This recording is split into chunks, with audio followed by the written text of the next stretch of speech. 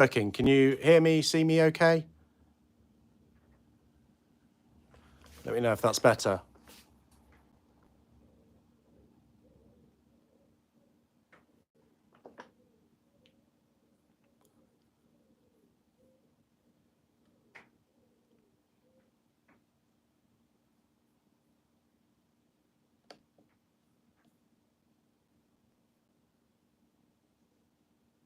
Anybody there? Okay. I know we've got a few people trying to come across from a couple of the other live streams, so let's just wait for them for a moment. So all good? Brilliant. Looks great stuff. Thank you. Hi, Danny. Yeah, not too bad. Thank you. You too. So just a few minutes. That was just like crazy rural internet, I'm afraid, people. That was, so I'm now working off an iPhone, so I can just about see comments, but they don't stay up for very long. I'm one of the people watching as well down here. This is why we're a machine gun collection, not a tech provider. So at some point in the near future, we will have full fiber broadband, hopefully very soon, and then we won't have any of these problems. But at the moment, it involves running a rather long cable across the garden, and even that didn't work this evening. So that seems to be a good few. And we'll also have to pick up some background noise, I'm afraid, as well. If that gets too much, then I'll grab a headset. But as you can see, it's still sweaty, so it's still hot and sweaty here. Hi, Joe. Glad you've got here as well. Brilliant. Let's just give it another moment or two, and then I will just give you a really sort of as brief, as long as you want, detailed as you want, chat about what we did to get ready for that 16 Vickers MG 3rd of July shoot. If you've got any questions, then feel free to add them in the chat, and I'll try and do them as they come up. Hopefully you've all seen the documentary video, the 20 minutes of that shoot, so that I don't really have to explain what we did. You know, we did a big machine gun shoot of 16 Vickers MGs, 16,000 rounds, about 60 people involved. Yes, we are still doing visits, Danny. There is a link off of our main page, www.vickersmg.org.uk, for visits. You can book in those. We've got one next Sunday, but we've just increased the numbers on, and then we've got a summer off basically, and we've got one at the end of September. I think that's it for the year. There might be one in November, there might not, but we'll see. So one of the things that happened as a result of the 3rd of July shoot was a lot of people asking a lot of questions all of a sudden, like, how did this happen? How is it legal to do this in the United Kingdom? If people are not aware that we're not in the United States, we are not in Europe, we are in the United Kingdom, and the United Kingdom has some of the strongest, almost regulated firearms laws internationally. I've got no particular view on whether they're good, they're bad, whether we should have more regulation, less regulation. All I can talk about is that the regulation that we have as an association allows us to do such things as those shoots. So what I will run through is a little bit of the background to it, and then because the shoot was very much organised on a military style, although there was no formal Ministry of Defence involvement in putting the shoot together, I'll talk you through safe place. I'll cover those rates of fire mile on, definitely. So we have safe place, safe people, safe equipment, and safe practice. I've got a list here. Wait a minute. Let me just get the range orders for the day, make sure I haven't missed anything. Yeah, safe persons, I'll talk through those. Safe place, definitely. Safe weapons and equipment, and then safe practice. So what did we do? And that is set up as a range action safety plan that is set up along the British Army's safety management lines. But there's a lot behind it than just writing this piece of paper, and actually what went into it, certainly with the number of people that we were working with. So what I will cover off briefly, if you just allow me to just get some notes up a minute while I think of it. because one screen's just gone damp. Whereabouts are you, Sam? If we're close to you, you need to tell us where you are, because if you turn up at the door in a moment, then I'll be worried. Catastrophic, no, none of the guns suffered any catastrophic failure whatsoever, which is quite good, very lucky. I'll talk about that. But yeah, so let me try and just give a bit of background, and then you might have to chip in those questions again, because like I say, I'm on my phone now, so they've all disappeared suddenly. So how is this legal? We hold authorization to possess prohibited weapons. That is commonly known as Section 5 authorization, because it's prohibited weapons are covered under Section 5 of the Firearms Act 1968. Relatively old piece of legislation now, but Section 5 prohibited weapons are all those weapons that are not otherwise covered, which is Section 1 for rifles, Section 2 for shotguns, Section 7 for historic pistols. We're saying Vickers machine guns are not historic weapons, so they are not covered under Section 7. They're not obsolete, so they're not covered under Section 58, which is obsolete calibers and antique weapons and stuff like that. Slight nuance in the antique there. But yeah, so we hold Section 5. That allows us to hold a number of automatic weapons. Semi-automatic weapons are under that Section 5 as well. So are pistols in most cases where they're not historic, or you wish to trade in them. They're Section 5, or they've got no provenance and stuff like that. And then we also have, bizarrely, but we don't have any in the collection, well, not bizarrely, there is a reason for it, we also have authorization to possess mortars and rocket launchers as well. So I don't think there'll be any shoots of those happening one day. So we have authorization for a number of those automatic weapons. We currently have 30 Vickers MGs in the collection here. There's a mix of DX firing guns, obsolete or semi-state stuff that we will get working as well. So we've currently got 30 here in the collection. So Section 5 authorization is restricted and issued by the Home Office. So it's not done by local police forces, it's done by the Home Office. So that's the central government department that manages internal security within the UK, police force management, stuff like that. The requirement is that you don't just write in and you say, I want some Section 5 weapons, that you actually produce good reason. So similar to the sort of risk assessment for ranges, you need good place. So a secure place to store them. You need good people, so you have significant background checks to check that, and you need good reason. So the good reason that we have is for education and research related to the Vickers machine gun. So exactly what we were doing on that 3rd of July, we have a good reason to hold those prohibited weapons.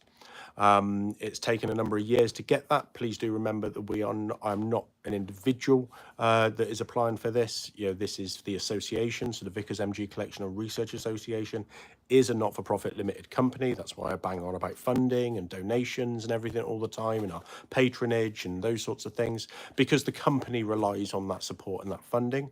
It's only because, or largely, 99% because we are a company that we are able to possess prohibited weapons. Individuals largely cannot.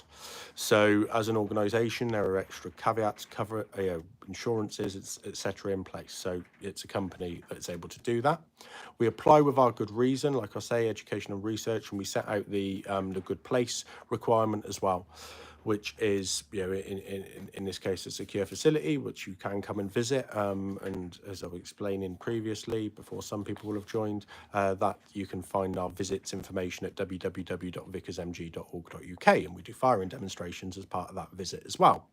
So that's who we are. So the Vickers MG Collection and Research Association was set up in 2011. If we'd have we applied for a Section 5 authority, I think it's 2017 or 18, and we've renewed that once already. So they're only issued for 3 years, and on the first occasion it was free. Those never had to be paid for, but on the second occasion they have implemented a charge for that as well. In addition to that, we also hold a certificate registration for firearms dealers, so an RFD. Those typically, there are many more of those around the UK. So Section 5s, I'm not quite sure how many there are, but they're certainly few and far between. Most of those are commercial organisations organisations that operate on a profit-making basis or film and TV hire. I'm not aware of any similar organisations to what we do. It's worth saying that that is different to the museum firearms licence, so it allows us to act and trade. Or I say trade, we don't trade because of our not-for-profit status in the similar way to profit-making companies, but a museum firearms licence is somewhat more restricted. Section 5 allows us to do some slightly different stuff.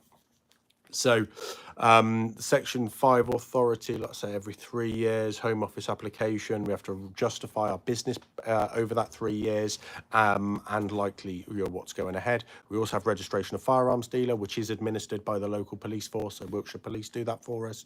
And it's under that a lot of the Section 1, so rifles, ammunition, so bearing in mind Vickers machine guns are just 303 ammunition, they fire Section 1 ammunition in a Section 5 weapon, because we're just using ball ammunition. There is Section 5 ammunition that exists, but that's typically armor piercing, explosive and those sorts of things. We don't have any of that, and we certainly didn't shoot any of that at Bisley. So we, registered firearms dealer is concurrent with the Section 5. And there is something under those this registered firearms dealer registration called servants, and that is the mechanism by which we allow people to possess the weapons that are under our control. We appoint them as servants to the RFD, and by doing that, it's we're allowed to have different people, not just me or the other directors holding that. We're saying that there's 4 directors that run the association, and at the moment there's around 70 members, partly inflated because we had to make everybody provisional members to appoint them as servants and also to be covered by our insurances. Yes, Adam, Section 1 comes under the registered firearms dealer. It's not given as part of the Section 5 authorisation. So if we didn't have the RFD in place, we would be allowed automatic weapons, but not bolt action weapons. So you can see why the RFD sort of just comes alongside that, really. It also makes sure that there's some money goes into the local police force as well as Home Office. So pretty pointless. Well, not pointless, but pretty confusing if we were allowed automatic weapons but not bolt action rifles. So quite easy to get the RFD when you're applying for Section 5 at the same time. So we applied back in 2017, 2018 for the Section 5 authorisation. As you can see behind me and all the photos, we are not a gun collection. We are not. This is not a room, despite what it looks like, this is not a room full of guns. There is a lot of guns in here, a lot of firearms in here, but it is the context in which we sit with these machine guns, with all of their accessories and everything that goes around them, that perhaps justifies that education and research piece. Many Section 5 authorities do, and I refer to it as an authority rather than a licence or certificate, just because that's the way it's written. Many Section 5 authorities do just have rooms full of guns. They are film hire organisations or research departments and stuff like that. They don't need the accessories and the ancillaries. They have a different set of business case. We obviously have all of that, and it makes our business case somewhat not necessarily easier, but just a bit more acute in saying, well, we don't have trade. People come and see us firing, but they don't necessarily they're not paying for that. They're making donations. That's great. That's what makes the the association run along. But it does mean that we don't have transactions in a ledger. That we do have some, but not on a day-to-day basis like a registered firearms dealer would do. So that's probably how to explain Section 5 to those that don't understand. If you are in the US and you understand US firearms law, then we're similar to a Class 3 dealer in that we can manufacture, we can hold different weapons. As I said, mortars and rocket launchers are actually destructive devices in the US, so those are just covered under Section 5 authority here in the UK. How would a machine, so I've just made some notes of questions that happen. One of the things, how is this legal? Hopefully I've explained that. But one of the terms, there's some particular verbs on Section 5 authorities, and one of ours is to demonstrate. So not all Section 5 authorities are allowed to do what we did, to demonstrate to the public what we had. So we hired a number, or not, you know, we were loaned. We didn't hire. They graciously provided them and donated them to us for the day. A number of guns from a number of Section 5 authorities, some of which had demonstrates, some didn't. So we brought them all onto those that didn't. We brought them onto our books, and then it's perfectly legal. So we maintain a register of what's in and what's out. How are there machine guns in the UK? So is one of those like questions of people don't understand these things. We're not military, as I said. We are not the Ministry of Defence. We're not the Army. We're not a police force. We are not a public body. We are privately funded, not-for-profit organisation. Section 5 authority allows us to do that. But perhaps fundamentally, people just need to understand that there is a genuine civilian demand for machine guns for these demonstrations. The Army would have to use their public money to deliver this kind of thing. There are better things to spend public money on, I'm sure. Yeah, and I'm sure most people would agree with that. Having been a public sector worker for many years, there are better things to spend money on than machine guns. There are machine guns in the UK because largely they've been imported. It's either been left here or very few come out of government service. So very few of the Vickers machine guns that exist. Oh, sorry about that. The British Army direct, very, very few. Most of those, the policy has been for a very long time, the British Army will not release small arms onto the commercial or civilian market. That's a policy decision, whether you agree with it or not, doesn't matter. It is what it is. Most of those Vickers machine guns, including a lot of British-made Vickers machine guns, have been re-imported into the UK. Largely, the biggest shipment was when Wright Arms imported several thousand of Vickers machine guns from Australia, the Australian Reserve in the early 90s. So many of those guns that we had on the firing point were from that shipment. Not all of them. Some had come from India, some had come from Pakistan in the early 2000s. Some had come from Nepal. I'm trying to think. Some are random imports as well, and that still happens. It's still entirely possible to import machine guns into the UK and for us to demonstrate them. So, we are allowed to do that. So if you know of one that perhaps needs a home, then do let us know. If you know of any in the UK that perhaps need a home, then do let us know. Some are as well totally legally reactivated. So if the Section 5 authority is able to, so that is a mechanical, technical question, able to reactivate a machine gun, then they are perfectly legally allowed to do that. They resubmit that to the proof house. It gets proofed and it is able to fire, and the deactivation certificate gets surrendered and the deactivation stamps are obliterated. So that's entirely possible. So yeah, absolutely, Danny. Those Aussie Vickers en masse at Stoneleigh, and many British guns came in with that as well. There's a lot of British-made guns that went to Australia, and then the Australians supplemented them with their own as well. So, the UK has always been very open to import and export of firearms and many other things, remembering that we are, fifth largest defence industry in the world, and small arms are a part of that. A lot of people don't perhaps respect our small arms industry anymore, but it is still a strong part of that, and certainly import-export is quite key. So that's how there are machine guns in the UK. Where did all the guns come from? I mentioned they were from a number of Section 5 dealers. I did mention those on the day as part of the shoot. So Crown Armouries, Range Facilities Burnham, Matt Strange, Fulton's, who were at Bisley as well, all provided Vickers machine guns for the day, or Richard Wilson Custom Guns, so was also firing.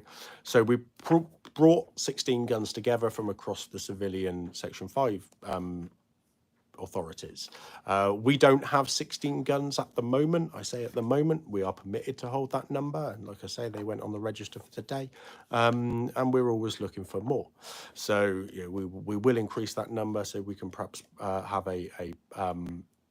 perhaps a partial reshoot of that in the future. It won't be 16 guns. You understand that was difficult.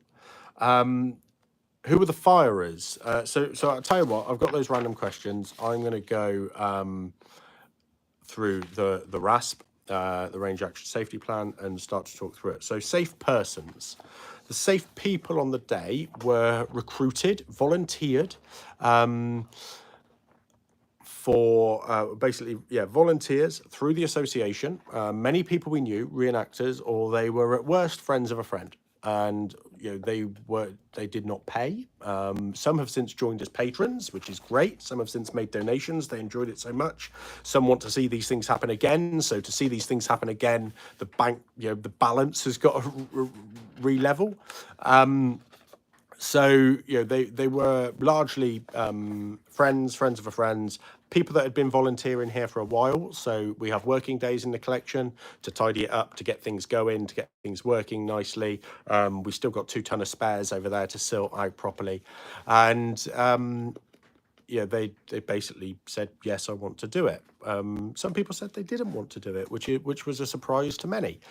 So what did we do? So just to understand the process of somebody firing a gun, because you could, so one of the questions, why couldn't anyone fire?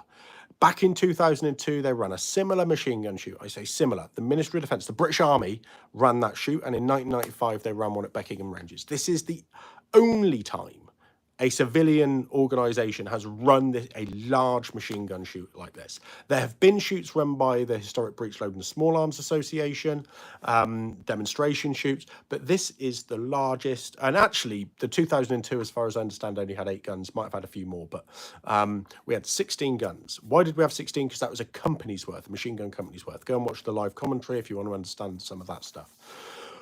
But we needed all these people. We didn't want to, we could not legally let anyone fire. So Section 21 of the Firearms Act requires that you do not allow a prohibited person to possess a firearm. A prohibited person is anyone that in the last, I can never get it right, so don't take, this is not legal advice. Prohibited person is if they've been in prison for 3 years or more, they are banned for life. If they've been in prison for up to 3 years, they are banned for the following 3 years or 5 years once the expiry of their sentence. Those are prohibited people. They are not allowed to possess. So that would be an offence for us to allow a prohibited person to possess a prohibited weapon. Possession is a really loose term. Possession could literally be they do not hold it, they just press the trigger. So that's why we don't let anybody fire on our open days or anything like that.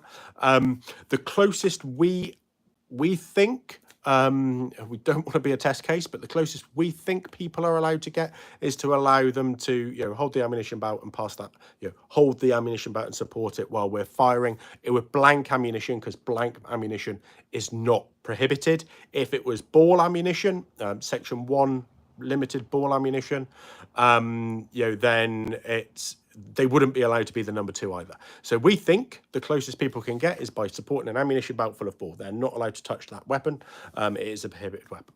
So what we had to do, so the process steps, and I used to do process engineering, so everything was a flow chart, or in my mind, or a spreadsheet with lots of columns.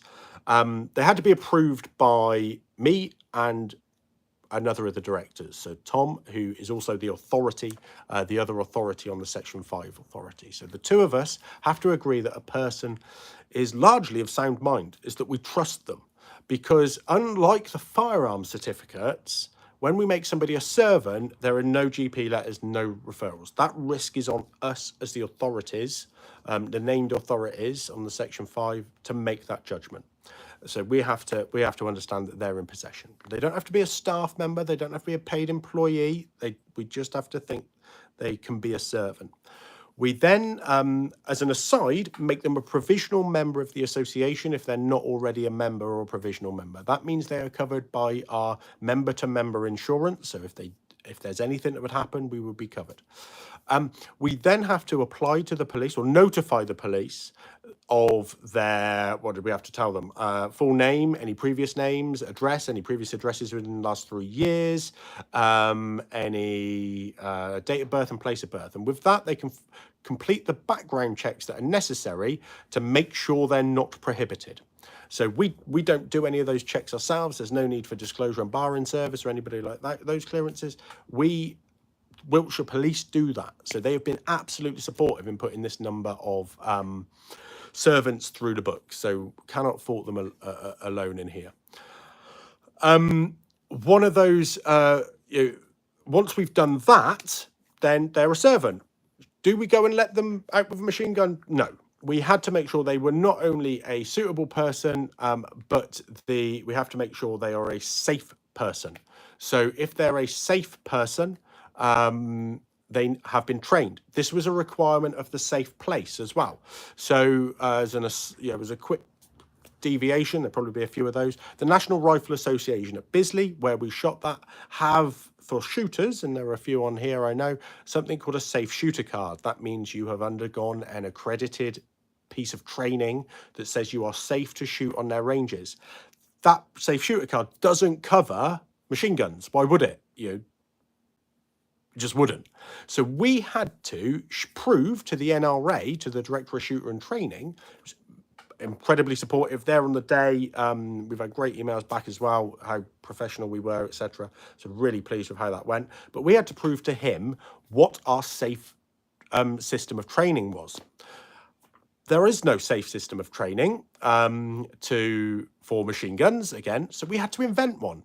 And we did invent one, and some of you have seen it. So this is a plug. So this safe use of small arms, I think that's mirrored for everybody, I'm not really sure. Safe use of small arms book. So we had to produce this book. We had to write the content. We had to do the photos. We produced the whole book. We've since had to produce amendments to it because these things don't survive like first contact. So we sell this on the website if you want to have it. It's £10. It's not much. We did ask our members to buy a copy of this to demonstrate their initial commitment and to replay it. Thanks, Marky VYT. So we did have to rework it a couple of times because we delivered that training. We didn't want people to turn up and not having covered anything. We did want to cover our costs. But each of these as well links to a QR video of me delivering some of that training. So it can be a complete remote training scheme. You don't get access to that for your £10 though. If you want the full training package, then you have to come and speak to us and see what we do. We do offer some different training. So if you do want to learn how to use the Vickers machine gun properly, then you can do that. And depending on your legal status, are you a prohibited person? Do you have your own Section 5? Are you abroad? Blah, blah, blah. We can show you different materials and different levels of training. So we did produce this. We are going to produce this on the Bren. We are going to produce this on the Enfield rifles as well, because again, we don't have safe shooter cards that really cover everything. And they're only applicable on NRA or MOD ranges, and we may not present on those, or we may be using those weapons blank firing as well. So this covers everything. It covers blank and ball ammunition, and it covers what to call the ammunition. So you'll see I'm quite careful about calling it ball or blank, and I've told everybody to call me out if we call it the wrong name. While we were in the process of writing this, the incident with Alec Baldwin and Rust happened, and there was a lot of confusion in the press about what ammunition was being used. So people were referring to stuff as live, dummy. What do those things mean? Dummy ammunition could mean blank ammunition to some people. Live ammunition could mean ball ammunition or blank ammunition. Nobody's really clear. So actually, one of the things that we did do in this is make it really clear on what you call it. So that's the training material. What happens then? Well, you can't just tell somebody something, so you have to assess them. And what we produced was an assessment sheet. This is a relatively blank one, but an assessment sheet with 3 different standards on it. So we have safe to handle, safe to use, and competent. Safe to handle people could have come on the firing point and they know how to make the gun safe in the event of an incident. So we had to invent normal safety precautions, because when NSPs came, or when the Vickers was in service, NSPs didn't exist. So they do now for every weapon. Somebody can pick up an SA-18 and conduct the NSPs and know it's safe. They didn't for the Vickers. So we had to invent NSPs that suit the Vickers. We then had to invent the safe to handle includes the NSPs. Safe to handle includes what to do with ammunition, damaged ammunition, stuff like that. Safe to use, which meant people were able to fire the gun, meant that they knew the drills. Again, the original manuals are not as safe as they could be. So UK Health and Safety at Work legislation, of which we are covered as an association, requires us to make sure that the risk is as low as reasonably practicable.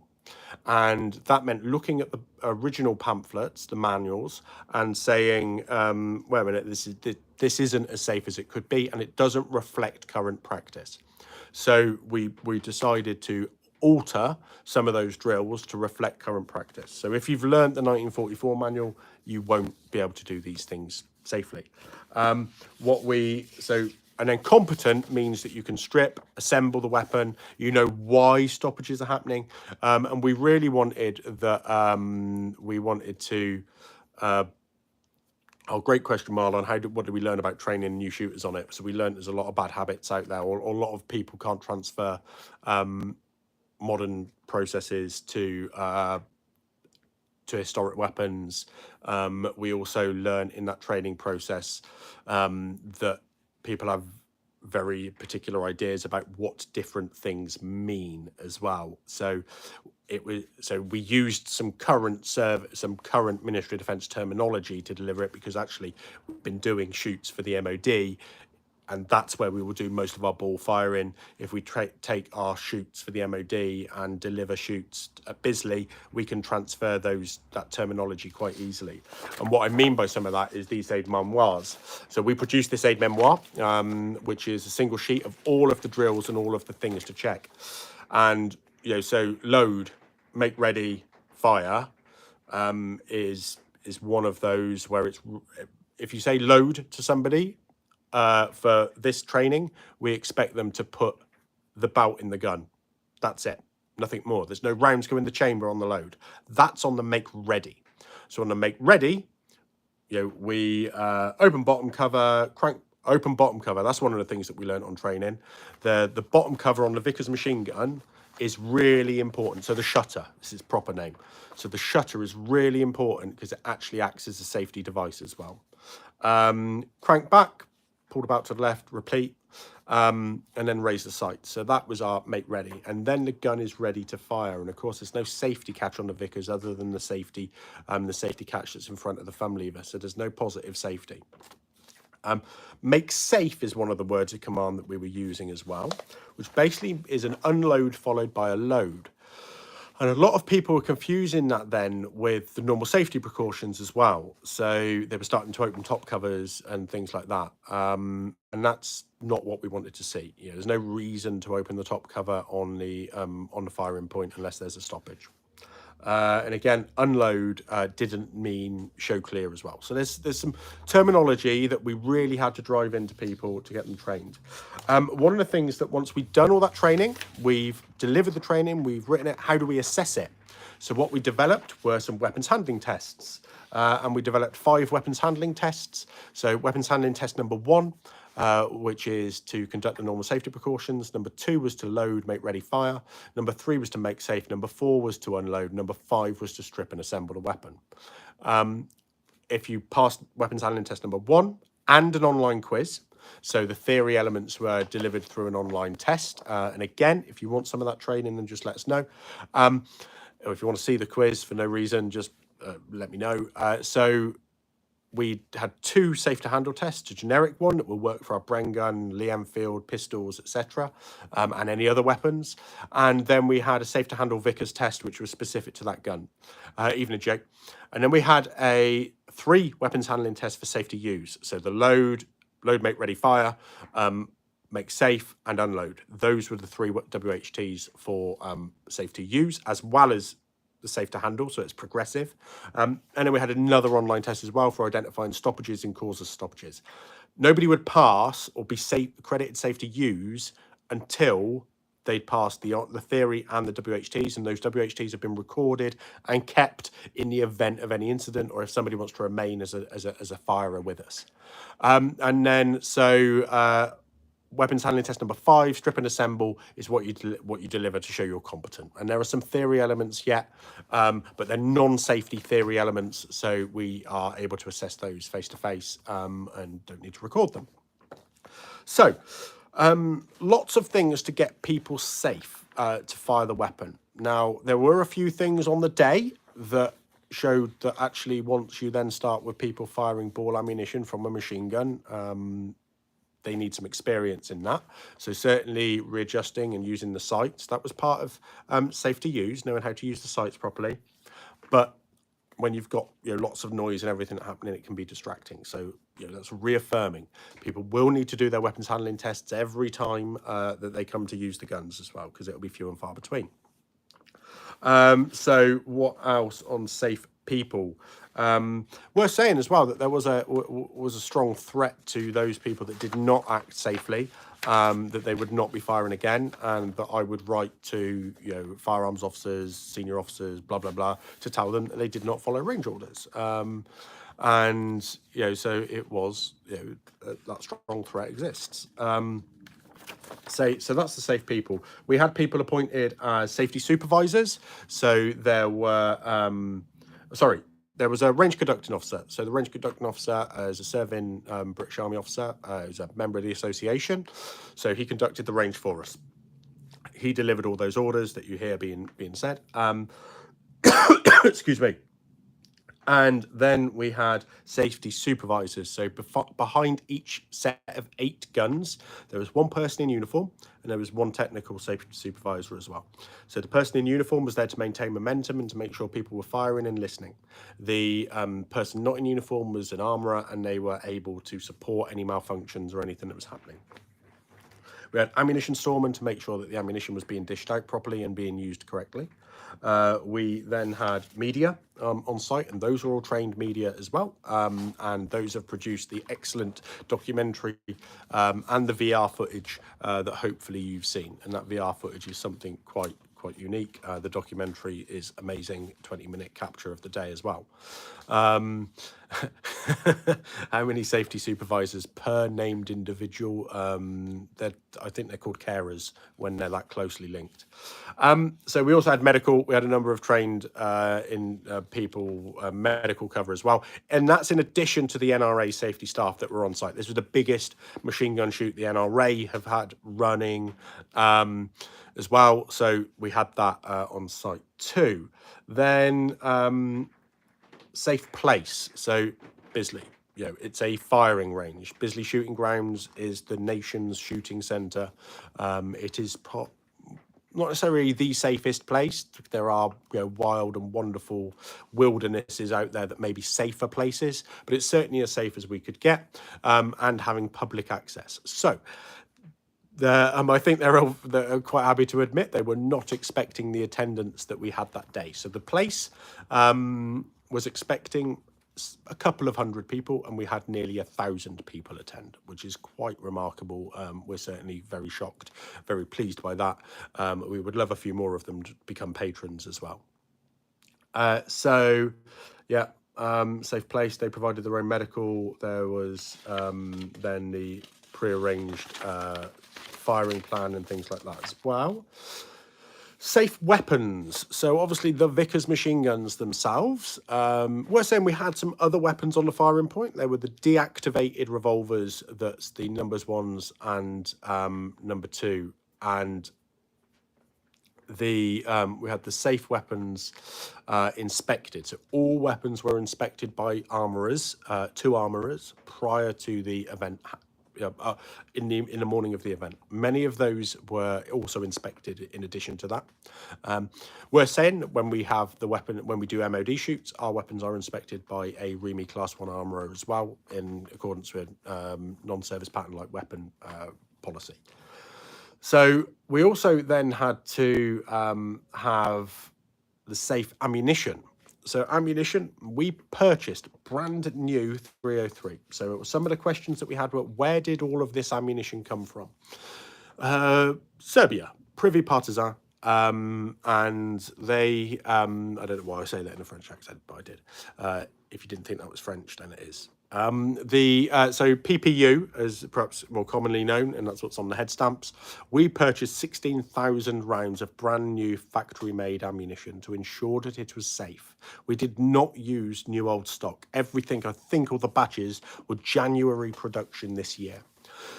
If you can't get hold of PPU anywhere else in the world now, or 303, That's not our fault. It wasn't difficult for us to get hold of it. I think we've bought over 22,000 rounds of that in the last 12 months, which I think means we are the world's biggest user, biggest single user of 303 at the moment, which is quite a claim, but nobody, we're certainly aware of, is using it in that quantity. Excuse me. It worked well. Safe ammunition, brand new. We had a few separated cases.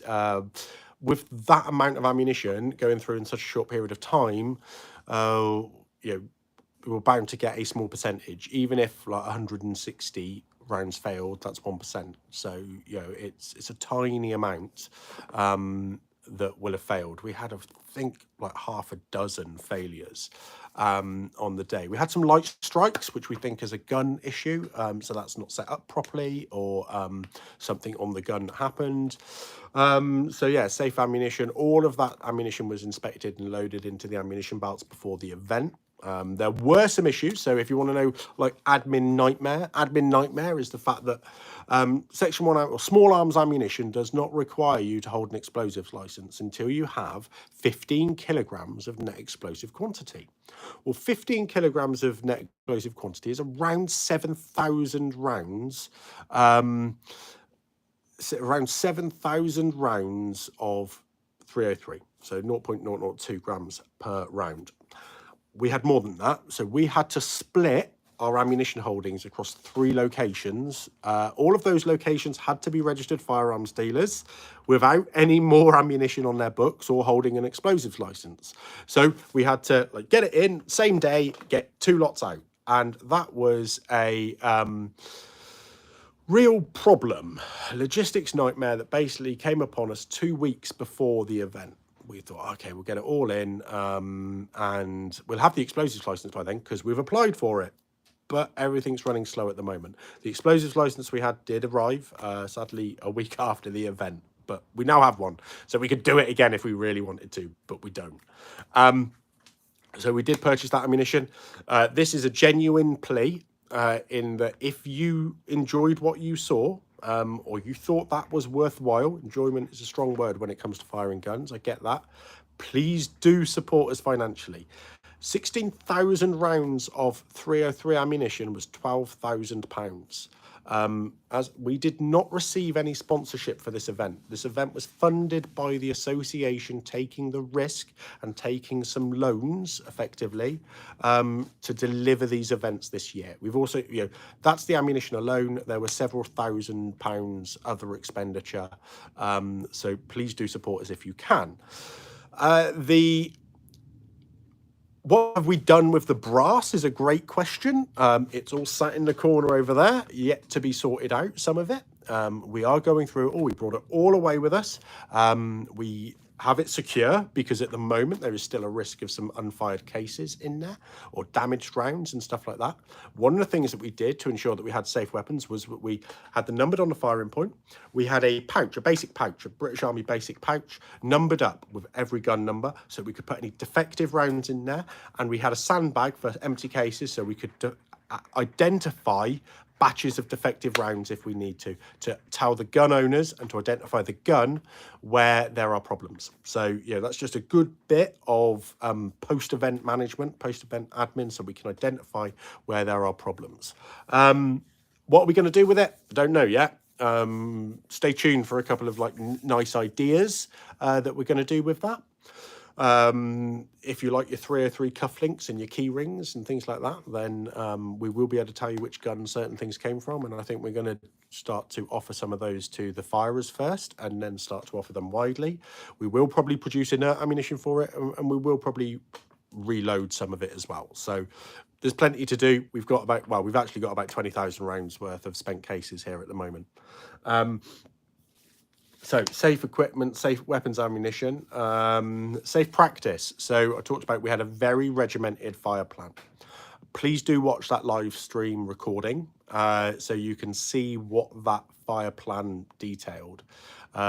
Some of that was quite difficult to convince the RCO. Well, that's not wrong, difficult to convince, but actually to try and make sure that we delivered that in a safe manner, for like tapping, the traversing of the gun by people that have not done that before, or have only done it once or twice, to make sure that we did that properly. 25 round bursts was part of our safe practice. You know, when we fired on MOD ranges, we have to ask for dispensation for 25 round bursts. We made sure that the NRA knew that we were going to do 25 round bursts. If anybody fired over 25 rounds, they were breaching range orders and the safe system of control. So that's an issue that I may well have to have a discussion with people having watched those videos. One of the media things means that we can see what happened. But so 25 round bursts, safety issue, making sure that we followed the range orders correctly and properly, and conduct, NSPs, safety brief. Everybody got briefed prior to the range. They got the safety brief delivered. You know, if anybody shouted stop, stop, stop, everybody's to stop, that kind of stuff. And we conducted it safely. We got through it in about 50 minutes, and I think everybody enjoyed it. As I said, enjoyment is a strong word when it comes to machine guns. If there is one 45-second clip you need to watch, it's the one that I used to promote this video, or the videos that didn't work. It's the one of the butts. The guns are not in it. So, or not, but the splash of those bullets. If you want, so that is from our last serial of the day, which we fired 4,000 rounds in around a minute. So if I remember rightly, the fire control order was all guns, 200 yards, all remaining ammunition. So all remaining ammunition in your own time, carry on. At the rapid rate, So rapid rate, 2 seconds between bursts. Now that 4,000 rounds went off quite quickly. It sounded really slow from where I was, but it was, it put up a really, really, huge, like just wall of, of bullets. And I would encourage people just to see that and just think about having to exit a trench, having to sit under fire with that weight of ammunition, and just think about the bravery, the mental state of those individuals that would have had to do that, whatever side they're on. So this was not about glorification of warfare. It wasn't about having a giggle firing machine guns. I do get quite frustrated by people referring to it as the giggle switch, as a trigger. It's not there for that. We don't do it for that. Yes, we enjoy it, but it's for a very particular reason. So yeah, it's important to watch that 45-second clip. The guns aren't even in it, but just think about the weight of fire that's happening at that point. Think about trench warfare. Think about individuals firing those guns and individuals having to face those guns as well. Principally the machine gun corps firing them and causing that devastation as well. So if any of you watched the footage of me and Sir Andrew Graham last Friday at the National Army Museum, Sir Andrew talks about his grandfather who won the Victoria Cross with the Machine Gun Corps, talks about him not liking the verse that is on the Boy David Memorial on Hyde Park Corner, because it talks about Saul slayed his thousands, have tens of thousands, etc. It's basically saying we killed more than you. And look how good we are at it. And he didn't like that. And I get why he didn't like that, because it's not about that. It was a necessary evil to use these weapons. In the 1910s, these weapons were the nuclear weapons of their day. Countries were trying to have more than the other. So really important. Let's have a quick look through my questions, because I'm conscious that I'm waffling. So where did the uniforms come from? Most individuals provided their own. Some came from in here. You'll see some T-shirts existed as well. So we still need to sort out some of the T-shirts, but if people didn't have a uniform, we tried to get them in at least a commemorative T-shirt. If you do want t-shirts, then they're available on the shop too. How much did it cost? I talked about that. It was £12,000 for the ammunition alone. A lot more people put a lot of effort in and paid a lot of money, including some of those armourers and stuff as well. And that we try and recoup as much of that as possible. Did anything break? Recoup as much of that as possible. Did anything break? So no, there were some ammunition breakages. Some of the guns did not run as well as others. It's worth saying that. And a lot of people have talked about the rates of fire. So the guns were all 525 round bursts. So that doesn't matter because there is a physical way of controlling that, and I can't really show you sat here. But if you look at a Vickers side on, no, I can't. I have got one to hand, but not set up on a tripod. Let me just a minute. Tripod, heaviest one I could find. So the gap between the feed block here and the bottom of the tripod body is about 25 rounds. So the number 2, you can see it in the VR video really clearly when the ladies are firing, and you can see the number 2 at the time, like holding the bout and then following it in. Yes, I will talk about steam. So you can see them following that 25 rounds in. So it doesn't matter what rate of fire is happening, they're going to control it with 25 round bursts. The reason they sound different is the fusee spring on the side of the gun is set differently. So I'm trying to think which video is best to show that. So I've got a video of me setting up the blank firing attachment where I'm adjusting the fusee and I'm adjusting the cone on the front as well. So the fusee can adjust the rate of fire because it adjusts the amount of energy that's absorbed by the recoiling portions. So the spring, so a gas-operated gun, a Bren or a Lewis or a Vickers Berthier or something, the gas pushes the action back, and then a buffer spring, for want of a better term, pushes the action forward again. What happens to, or compresses the spring and pushes it forward. What happens in the Vickers is the gas pushes the whole system back, and a spring extends off of that system, and then the spring pushes the system forward again. So the recoiling portions being that system. And once you have that pushing forward,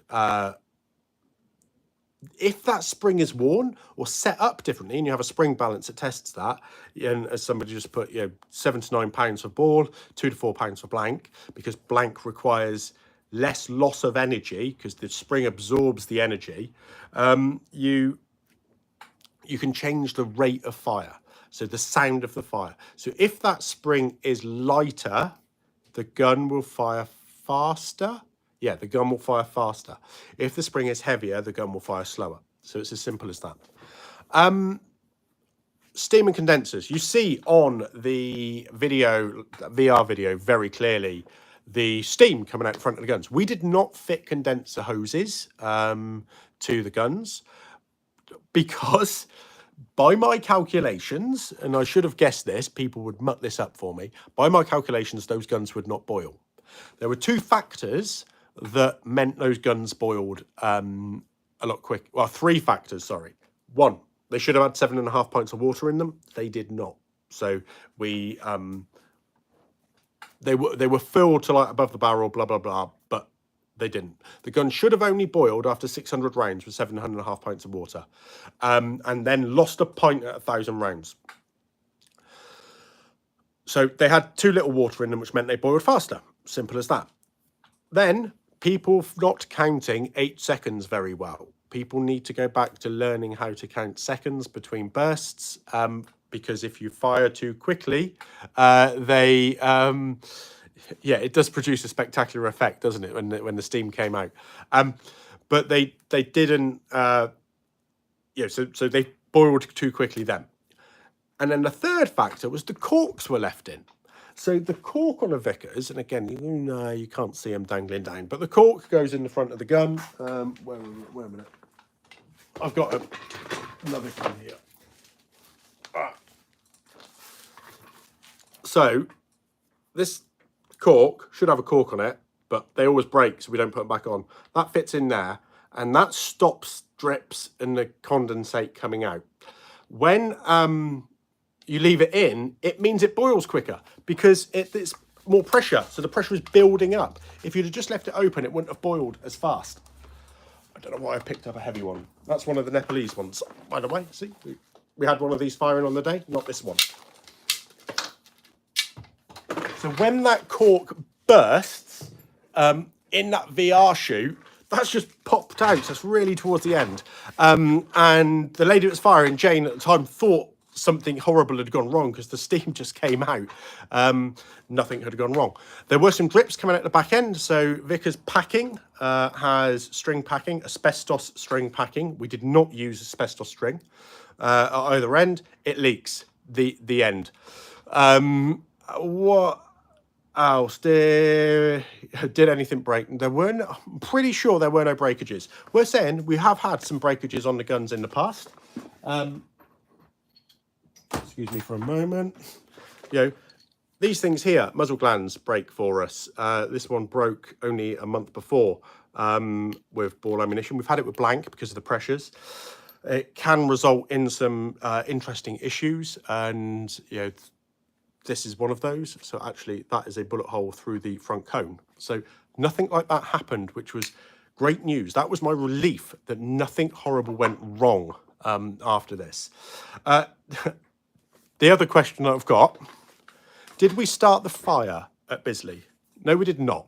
That was completely a different danger area, different range, sort of stickle down. We did not fire anywhere near that. So no, we did not. And the NRA have absolutely confirmed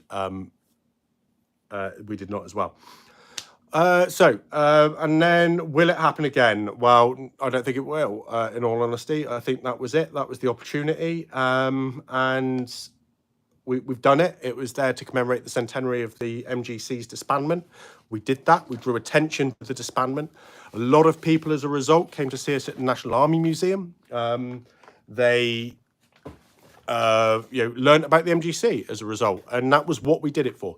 And the one in 2002 was the 80th anniversary of the disbandment of the Corps. The one in 1995 was the 80th anniversary of the formation of the Corps. So these have always been on MGC commemoration days, and so it's highly unlikely we will conduct the same kind of shoot again.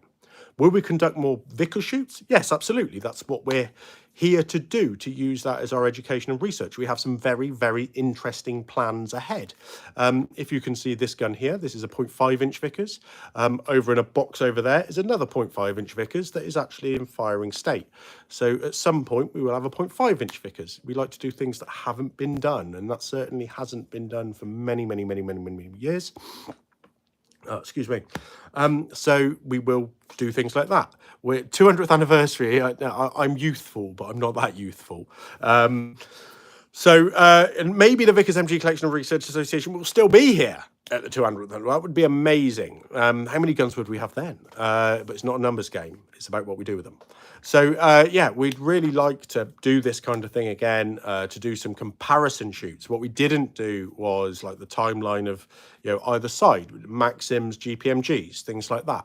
Some international comparison shoots. Those happen quite a lot as battlefield studies, but maybe it's something we can share more with the public as well. We will continue to do our demonstrations here. Competition shoots, something a bit more interesting that tells you a different thing. So yes, maybe we will be able to talk to somebody about running some, like getting 4 good teams together, because there would have to be good teams to run the Vickers and do some of the competition shoots and replicate some of those that happened in the British Army, particularly in the 20s and 30s, all those great shields that you see of machine gun shoots, running up and down, setting the gun up, firing, picking it up, running another 100 yards, setting it up, running another 100 yards, setting it up, numbers 3s and numbers 4s, firing with their rifles, so dropping or taking the gun down 25-yard point, numbers 1 and number 2s firing with their revolvers. Maybe. Sounds fun, sounds like something not to do on a hot day, and probably something I won't be doing either. So I'm going to just work through the questions that are in the chat, just make sure I haven't missed anything. So yeah, Danny, you asked about group visits. Yeah, absolutely, get in touch, put one in. Marlon, you asked about model, about the rates of fire, and then you say about some particular to that particular model. We're saying that everything was a Mark 1 Vickers machine gun. Yeah, that was it. Everything was just 303 Mark 1. No catastrophic failures. 30 Vickers in the collection. Yep. Could barrage fire be effectively replaced by mortar fire? Yes, and that's largely what has happened. One of the things that we argue about machine gunnery is we cannot do today what they did 100 years ago. So we largely replace that with mortars and light artillery. There is still a role for that in terms of the Vickers, but the difficulty in delivering barrage fire because of the inability to observe that fire is something that our risk model for defence doesn't allow us to do. So you can't see where it's falling, so how do you know it's falling where it should be? We are probably as a society too risk averse to allow that to happen now. What we're doing, thank you, Anna. So some lovely comments, thank you very much. What we got?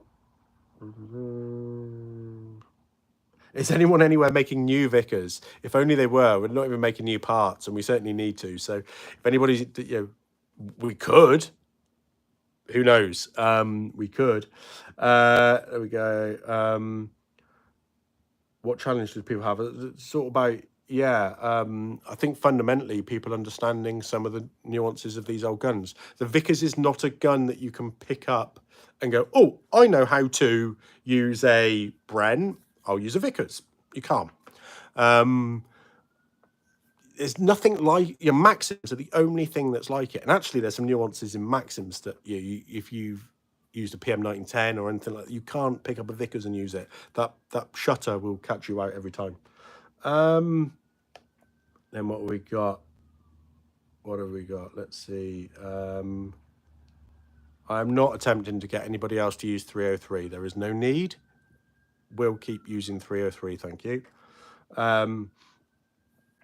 Yep, we did do a 25 round burst, so the gun we checked was onto the target. That's right. What would I change anything for next time? What would it be? More time. Because we came on after the civilian service rifle shoot, we were a little bit rushed. Not necessarily by anything to do with the NRA. Actually, it was more of our own internal admin. Some of our members were shooting that shoot as well. So we were a little bit rushed. I think trying to deliver that large scale shoot with with just a short window to get onto the range, fire the guns. Because I've written some stuff that's going to go in an amendment for the book of just basically saying, look, make sure the corks are out. Things like that. Make sure the guns are actually full. Somebody needs to check that they're full. As we go down. So there are some very practical things. I would happily do it at the NRA again if they would have us. I probably wouldn't do 16,000 rounds, 16 guns without sponsorship as well. There needed to be a bigger audience, and I don't mean that by 800 to 1,000 people. That was an absolutely amazing audience, but there are people that don't know that happened. So it featured in Forces News, which is great. But there was no, there were some serving military there, came to see. It was obviously near Purbright, Andover, etc., Aldershot. So there were some visitors that were serving military. But actually, some of the benefit for that was to say to the military a couple of things.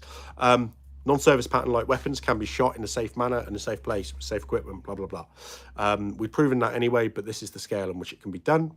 And there are lessons to be learned about machine gunnery from doing these kinds of things. And we are the corporate knowledge that knows how to do that in many cases. So the historic piece, definitely. There is an British Army have specialist weapons school, so that's great.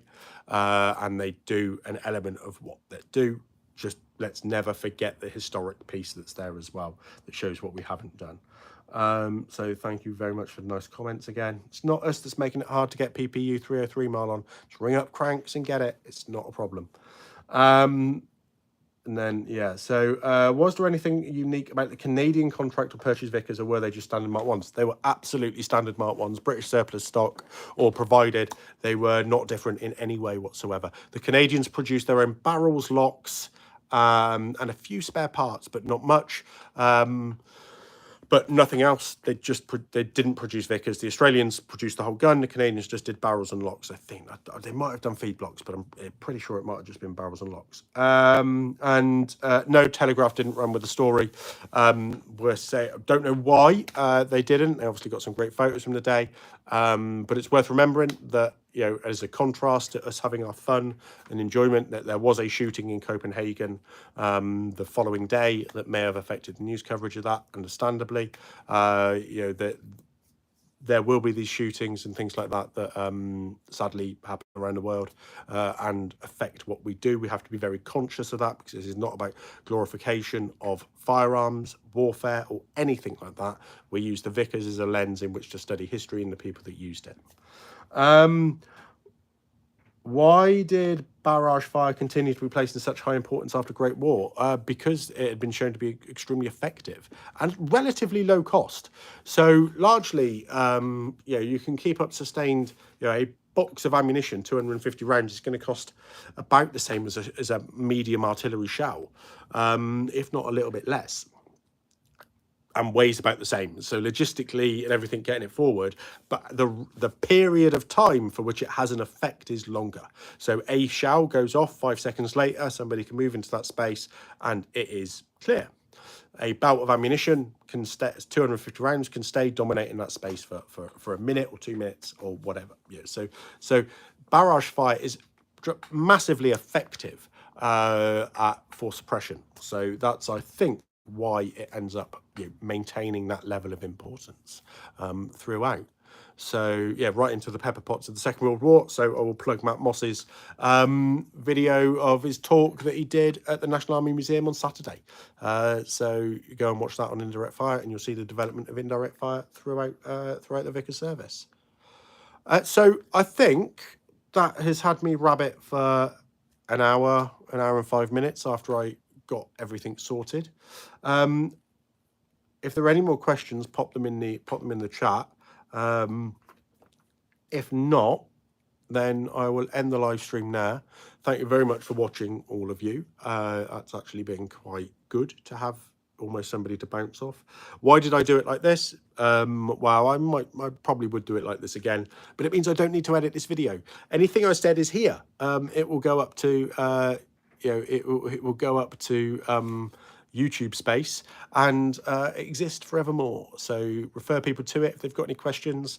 We had quite a lot of questions from American gun forums, basically, that were asking, really, like, didn't understand how we can do this in the UK, which is why I really wanted to get across so many things about how we can do it in the UK. You know, hopefully we'll do something very similar again and share more with you as we do. Obviously, as always, subscribe to the channel, support us on Patreon, buy some books. If you want a copy of that Safe Use of Small Arms, we have a few copies left now. Otherwise, you'll just have to wait for a little bit. Perhaps come down and visit us as well in the next few months, and hopefully it won't be as hot in this big shed as it is then. Thankfully, it stopped raining, though. Otherwise, you wouldn't have heard me whatsoever, and you'd have had me sat in a corner of our dining room and probably annoying the family. So there we go. What have we got? Nobody's asking any last-minute questions. Great. Good. Bonsoir. I will speak to you all again soon. Thank you very much for watching. Now I've got to work out how to stop a live stream. Oh, no, there we go.